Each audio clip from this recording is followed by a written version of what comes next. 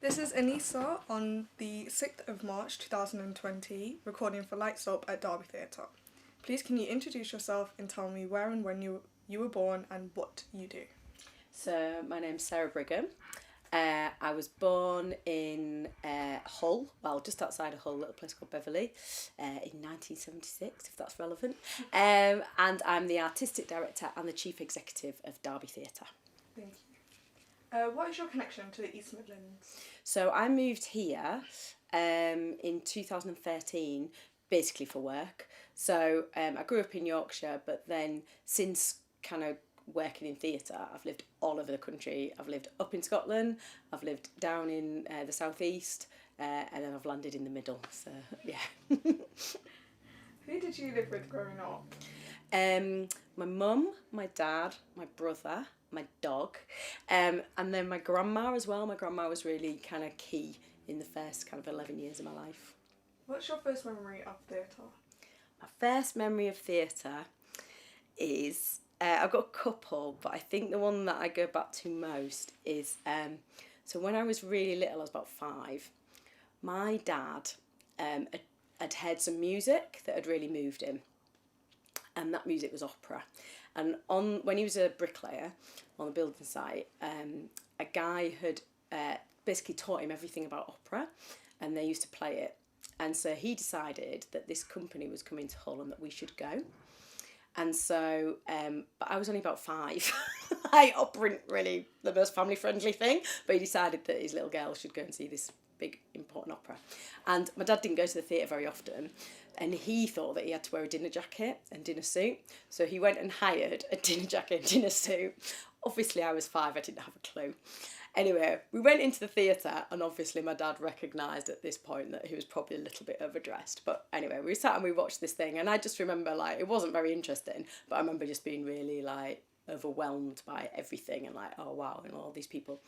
And then at the interval, we went for an ice cream, which was the thing I was probably most interested in. And the woman who was selling the ice creams said, oh no, people who play in the orchestra don't have to pay for ice creams, because he had this dinner suit on. My dad was obviously massively embarrassed. And now he tells that story and laughs about it.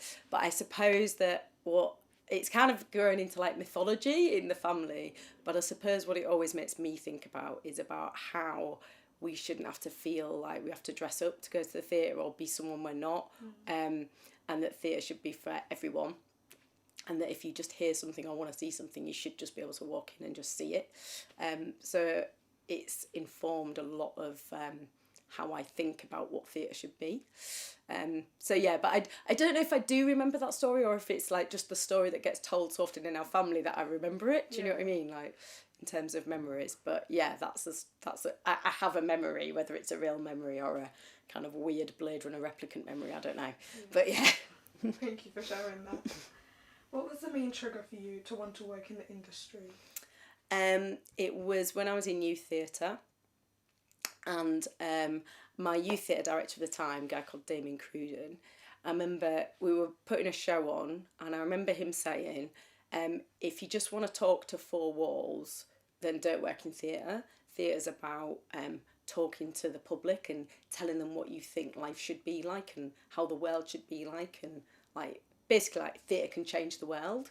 And I was like, oh yeah, that's great. And because I was quite political, I still am very political, I was like, oh yeah, like you don't have to stand up on a soapbox and tell people what to think. Actually, through theatre, you can help people think differently about the world and start to see the world through other people's eyes and start to understand a bit about themselves and a bit about how the world works. And I think that really stayed with me, and I was like, oh yeah, that's exciting. Definitely. What's your own personal journey into the industry? So, I think youth theatre was really important. I think so I went to Hull Truck Youth Theatre. It's free to attend, and it was brilliant. I made some friends that, really great friends, and had a really great time. And then I applied for loads of drama schools and loads of universities. Did it at GCSE and at A level. Applied for loads of drama schools, loads of universities. Didn't get into drama schools. And then through clearing, Because I didn't fail my A-levels, but I didn't get the grades I should have done. Discovered boys and got less interested in grades. So I ended up with 2 Bs and a D when I should have had like A's and Bs. So I decided, okay, I'm not going to go to drama school, I'm going to go to university.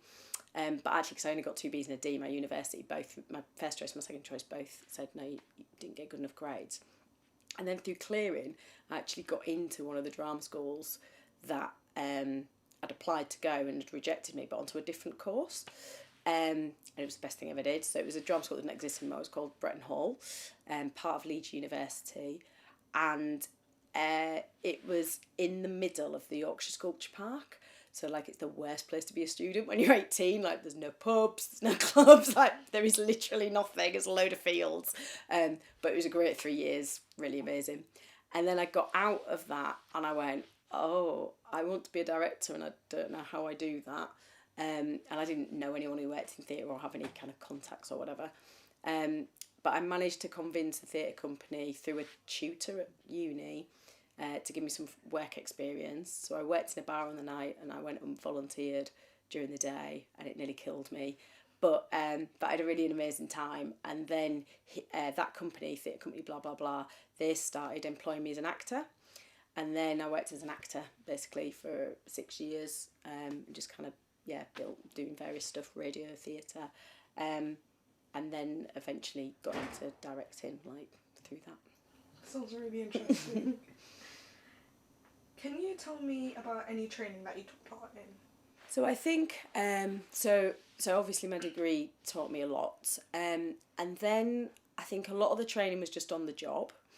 And then I always went to like a lot of workshops and like to the Actors Centre in London and kind of kept my skills up that way. But it was really hard back then to get any training in directing, really. Like, you'd do a little bit of assisting in the room, so you'd kind of observe it, but it was quite difficult to get actual training, and like training courses didn't really exist. And actually what I decided to do 7 years ago when I arrived here, because suddenly I was in charge of a massive theatre, was I got 2 mentors, and one was a business mentor and one was an artistic mentor. And the artistic mentor was brilliant. We just sat and we talked about the plays that I was directing, and it just was kind of someone to kind of bounce ideas off, really, and kind of get into the text and really talk in depth about that. And the business mentor just helped me think about management of people and about kind of cultural change and how I ensure that my values match the organisation's values and that we drive forward as in a kind of forward-thinking way. That's probably the most relevant training, but I've done lots of kind of one-off workshops and week-long things and stuff like that. Who was your biggest inspiration in those early years of you starting your career? Gosh, in those early years, there was a lecturer who was amazing, and she was unusual because she was the only female lecturer. And she was also brilliant. And so I think she really inspired me. And then, actually, it's quite interesting because we're talking about women. When I think back, actually, there was a lecturer who came in. She was actually just a recent graduate and she came back to teachers. And she only maybe did like 6 sessions with us or something. But I just remember finding that really exciting, the stuff that she did with us. And I don't know if that was because she was female and I wasn't used to seeing females in those positions, or if she was just brilliant, or a bit of both. It was probably a bit of both. And then throughout my career, I think there's just been lots of people who I've worked with or worked for and who have kind of inspired me in lots of different ways. Yeah. Would you say being able to be taught by those women, would you say that would impacted how you would want to come into theatre? I was always brought up to be a feminist, but I was always very aware that, and my mum's a really strong character, but I think I was always very aware that as a woman, you are, without a doubt, you're at a disadvantage. Like, even now I feel it. Like, I'm quite often the only woman in a meeting. You know, if I have meetings with my colleagues across the city, all the other CEOs in the city are male. So, you know, you're quite often the only female voice in that room. And so I think when you see those women in those positions, it is definitely inspiring, and I can't explain why or how, but I do think it does have an impact. Yeah, definitely. Thank you. When did you first recognise that you were pretty good at directing? I don't think I've recognised that yet. I don't think I've recognised that yet. I think I constantly watch my own work and go, oh God, why have you done that? Oh, you've messed up. Oh, like, yeah, I think I still really struggle to go, oh, that you're, actually, and so I had an interesting conversation with someone actually the other day. So I've just gone into rehearsal period just last week, and it was Sunday night before, and I was getting a little bit like, oh, and my friend who's a man said to me, well, what are you worried about? And I was like, because I'm going into rehearsal, and what if I mess it up, and da-da-da, and all those, anxieties and panics that you have. And he's like, but you've done it loads of times before. And I'm like, yeah. And he said, and every time it's been successful. Have you ever had a terrible, terrible show where everyone's hated it? And I'm like, no, I've had shows where some people love it, some people are like, meh, but I've never had a show where everyone's panned it. And he's like, so it's unlikely it's going to happen then, isn't it? And I was like, but this might be the one. Like, that's the thing. So I think, I don't think I'll ever get to the point where I go, yeah, I'm really good at that. Like, no problem. Like, I just don't think I will. Yeah. Yeah, all of the women we've interviewed so far has actually said that. Have they? Come in to ask this question. That's so interesting. Thank you for your honesty, Sarah. What qualities do you think makes a good director? So I think a lot of the qualities that we don't talk about are actually about how you are with people. I think it's about your personal skills. So this idea that a director sits and has this grand vision and everyone serves that is not really my way of working. Of course, you look at the play and you're in deep and you have a way of doing it and a thoughts around it. But I think a really skilled director knows how to be in the room and work with, maybe 20 different people, creatives, actors, stage managers, technicians, all the people involved in putting it on, and knows how to communicate with each of those individually. Yes, knows how to get them behind you and move forward, but also knows actually this person needs this type of communication, this person needs that type of communication, and knows how to do that so that everybody's going in the same way and on the same page. And I think that's the most important thing. Because if you can do that, then you can release their creativity, and if you can release their creativity, and you can do that for everyone and help, and they can do that for you, then actually that's when you get something really exciting. I think that's the most important thing. I guess it is about with your creative team having that kind of vision of what it's like and knowing your audience and thinking actually how is an audience going to respond to this, and testing things out and not being afraid to fail, and going through previews and having no ego really and going, okay, I thought that was going to work brilliantly, do you know what, it doesn't, like, just get rid of it, let's try this, let's try that. So yeah, I think they're the things for me. What drives you to do your job? It sounds a bit rubbish, but changing the world. Like, I don't see the point in doing theatre if you don't think you're going to have an impact. And that might be an impact on... So at the moment, I'm doing a production that's got professionals and a community company working side by side. And, like, the impact on the community company, without a doubt, is massive. Like, I'm just seeing these young people and they're from all over Derby. Some are disabled, some are deaf, some are hearing. But I'm just seeing their confidence rise and rise and rise and rise every rehearsal we do, which is wonderful. So I think that is the reason for doing it. But I also think when you put a play, let's call it a straight play in the traditional form, on stage, you only do it because you want the audience to go out talking about it. Like, I don't want my audience to go out and go, oh, that was nice, were we going to Pizza Express or what? Do you know what I mean? Like, I want them to go out, like, arguing about it, disagreeing about it, having a debate about it, like, and then for them to have shifted somehow, and for them to, either be angry at the play or love the play, or, but be having a conversation. And I think that's the same for whether you're making a show for, like, 3 to 7 year olds, or whether you're making a drama for, older people. I think ultimately you want those audiences going out talking about it, and then thinking about their place in the world in relation to it and how it might make you think differently or the same or reinforce, whatever. But I think that's what drives me. Yeah, and it's those conversations that audience members have is almost what then fuels you to then create more plays and more plays. Yeah. And the fact that, like, we've got to be in dialogue, haven't we? Like that's what life's about. It's about having conversations, and it's about challenging each other, and that's what theatre is. It's a two-way process, and that's why it's interesting, I think. Thank you. If you had to choose, what 3 words would you use to describe your job? Wow. Variable, if that's a word, because I think we do different things. My job is different every day. Like, I never have the same day twice ever. What else? 3 words. Yeah. Variable. I guess emotional, because it is about people, and I think actually if emotion isn't present, then that's really important. And fun. What is the difference between being a director and being an artistic director? Ooh, that's a good question. I suppose that the way I read that question is that being an artistic director is when you're in charge of the vision of a company or a building, as well as just a production.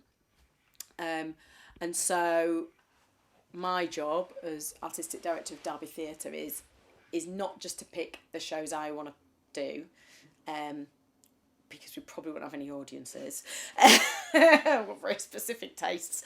But my job is to serve my community as an artistic director of Derby Theatre. It's not about my ego, it's not about what I want to put on stage, it's about looking at the people of Derby and going, how can I make your theatre have the most civic presence that you want it to have? You know, how can you engage and give you what you want, really, but also challenge you and also broaden your horizons and also say something about the city and to the city and all of those things. So I think, as an artistic, as if I was just directing a show, then it's just, okay, it's about that show and, you know, what do we want to say with that show? But I think as an artistic director of a building, you've got a bigger responsibility than that, and to really serve your community as well. What do you most struggle with in directing or find challenging? Probably confidence, I think, actually. I think that's the root of it all. I would say that whenever you come and get across a problem, and they're different in every show, so it might be... it might be that a particular actor is challenging for whatever reason, or a particular scene isn't quite working out or whatever. Generally, when you trace it back, it comes back to you feeling, or me, feeling unconfident in my own abilities, or knowing that actually we'll find the answer. Do you know what I mean?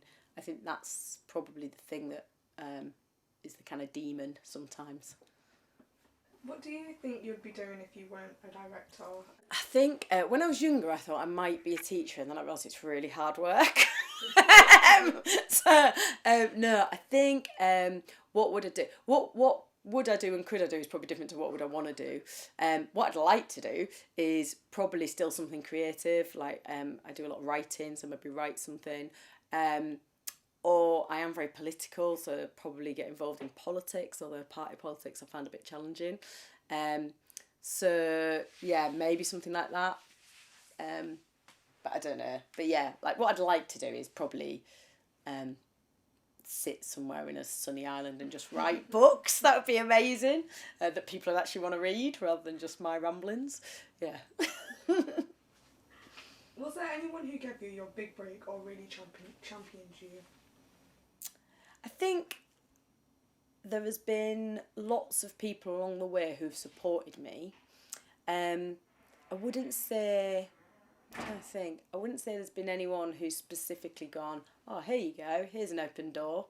In fact, I'd probably say most doors have been quite hard to push at, and I've had to push to get through them. But I would say that I've had people supporting me to push that door open, definitely. And actually, like, a lot of those are, even some of the people that you've been interviewing, they might not push them directly, but just in, like, how they talk to you, or the encouragement that they give you, or that kind of thing. Yeah, I'd say that probably. When did the theatre become your career? I think your career begins as soon as you decide it does. So I think for me, like when I was 13, I decided I wanted to work in theatre, and that was going to be my life. And so actually you could say like since then that's what I've been working towards. But I suppose in reality it was kind of after university, and once I started getting paid for it, probably like once actually someone gave me my first paycheck and went, there you go, there's your first paycheck as an actor, and I went, oh, all right, get paid for this. Yeah. What gave you the confidence to pursue this as a career? Probably it came from my mum and dad. You know, the way I was brought up was you don't have to be rich, you just have to be happy. And I think that always stuck with me. And they worked incredibly hard in their jobs so that I was able to have, you know, a fairly good kind of upbringing. And I feel very grateful to them for that. And I think them, you know, they were really supportive. Like, they were, my dad does still sometimes say to me, like, if you know, you could move into teaching. You could move into, like, you know, lecturing. Like, you work at, you know, the theatre that's owned by the university. You could move into lecturing, because I think he sees that as more stable.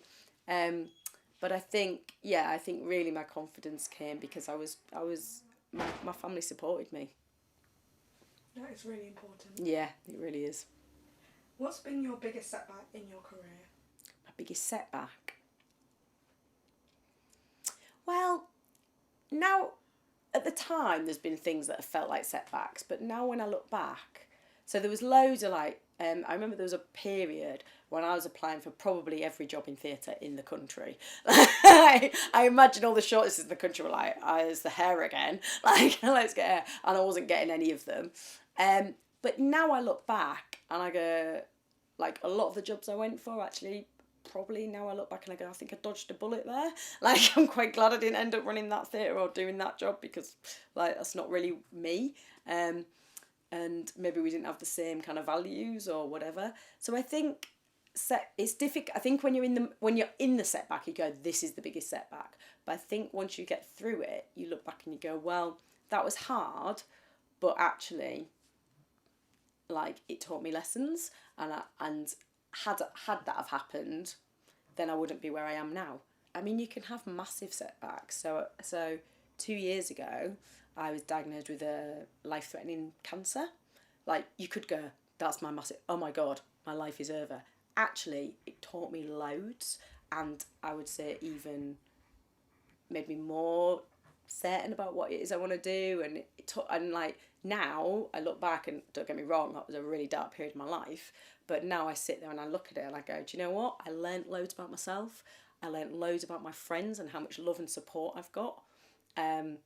I think I make better work now, because I'm like, I kind of go, do you know what? Nothing's as important as that. So let's not worry about some little play. So I think you can go through massive, what will feel like massive setbacks. And once you get on the other side, you'll always get to the other side of it. You'll always get to the side of it. When you get to the other side of it, you can look back and go, do you know what? It taught me something. Even though it was hard, it taught me something and it was worth it. Yeah. I think. How did you cope in the time, in certain setbacks, Mm-hmm. when you were in them and you did feel like, oh, this is huge? How did you cope with them? I don't know if I did. What was my coping strategies? I mean, I think again, like, it's really easy to look at people and go, oh, because you're successful, or because I deem you to be successful, then you obviously, like, dealt with it really well. The reality is, when you get setbacks, you cry, you eat too much junk food, you know, do all the things you shouldn't do, but you eventually get to a point where you go, well, I've got two choices here. I either roll over and give up, or I just keep going. And if you just keep going, you will get through it. You put one foot in front of the other and you will get through to the other end. That's my take on it. What do you most enjoy about your job? Everything. I think I'm really lucky. I'm not going to lie. I wake up every morning and I love coming to work, and I feel incredibly grateful and thankful for the job that I do. I love the team that I work with, the people that I work with. I love working, and I most enjoy opening doors for other people, actually. I most enjoy seeing a young person, young artist, young whoever, who's going, oh, you know, I want to do that, and you go, oh, and I know that just by giving them a little bit of advice, that's going to take them 20 steps on, and that's really rewarding, I think. Yeah, but to be honest, pretty much everything. What isn't quite so good about your job? I suppose the million of funding applications that I have to do. But even that, like, I quite enjoy doing it because when you have to explain your work to someone else, it gets you to think about it. So whilst it's, you know, it would be nice for funders just to give you, you know, millions of pounds to just make the work that you want to make. Actually, I find it quite interesting and useful. I suppose what's not good is the deadlines and the timeframes that we work to. That's challenging. So, you know, you've got to make a play in this amount of time, or you've got to apply for this funding by this point, and all those deadlines quite often, you know, they don't nicely come one at a time. You're often like hitting maybe 10 or 11 deadlines all at the same time, and that can become really stressful. Yeah, I suppose that's probably the least enjoyable thing. I'd like to talk to you about the changes in the industry for women. What have you noticed? I've noticed that we talk about it a lot more, so that's good. I've noticed that people are now aware that it's a problem, but I'm not sure we're there to solving it yet. That would be my answer. What are the advantages of being a woman in your role? I think it gives you a way of you know, you're informed by whatever it is that you are, whether that's your class, your sexuality, your gender, you know, all of those things. And so it gives you a way of looking at the world or looking at a play or whatever. Often, there's one particular play that's got centrally to it a mother-daughter relationship. And every time I go to see it directed by a man, I feel they get it wrong, because I feel like actually you can't know what that relationship is. Like, I think women know that relationship with their mother in a way that actually men maybe don't understand, and maybe the converse is true as well. But I don't know, because that's not my world. So I think it gives you just it informs how you look at the world. What are the disadvantages? I think society, the industry, puts barriers in your way, without a doubt. I think certain doors are closed. I think there is a glass ceiling. And whilst maybe that glass ceiling's getting raised a little bit, I think it's very definitely still there. Would you say these disadvantages are also another source of fuel energy to kind of drive you to do your job? Yeah. And push through those barriers? Yeah, definitely. Yeah, absolutely. Yeah, if someone tells me I can't do something, then I'm like, I think I can. Come on. Yeah, definitely. If you had a magic wand and could change one thing in the industry, what would it be? Wow. I suppose... Oh, wow. Let me think about that. Magic wand. I guess it would be lifting people's prejudices, generally.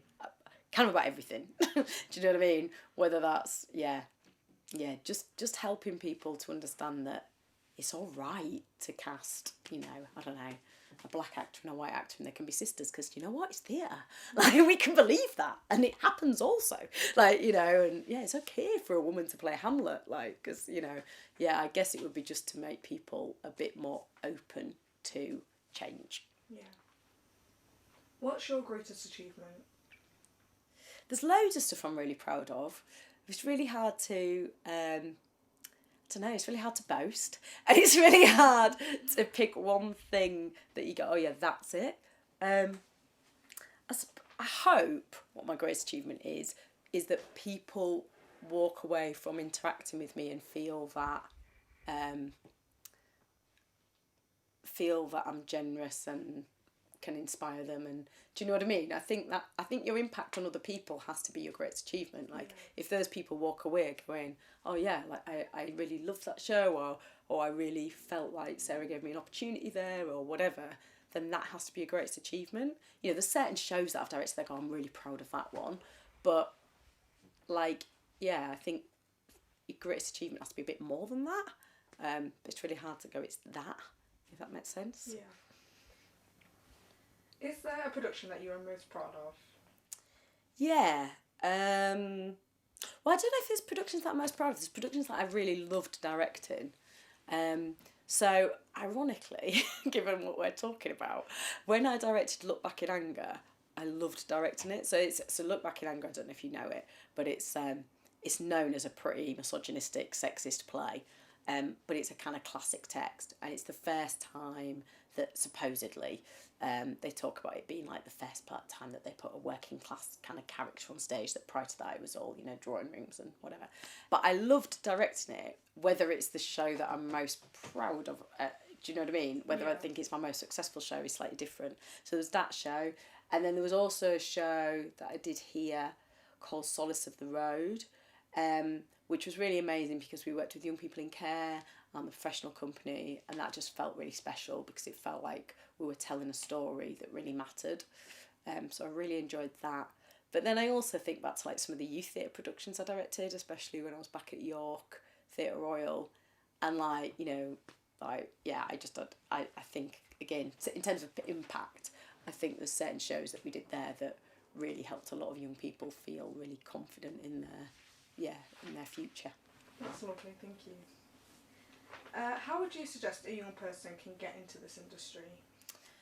I think joining youth theatre is the first thing they should do, without a doubt.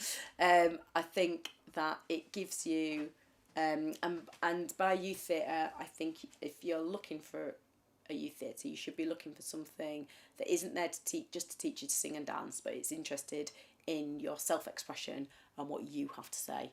And that's the difference, I think, between like a youth theatre and a stage school. And a youth theatre can do all the other things, like, you know, supporting your acting and your, you know, skills, but it should first and foremost be about actually looking at you as an individual and helping you express yourself. And that's the first and foremost thing. And then if they're in Derby, get in touch with Derby Theatre, because that's what we're here for. And if they're in another city, then go and bang on the door of their theatre, because that's what their theatre should be there for. Yeah, that's what I would say. What advice would you give your younger self?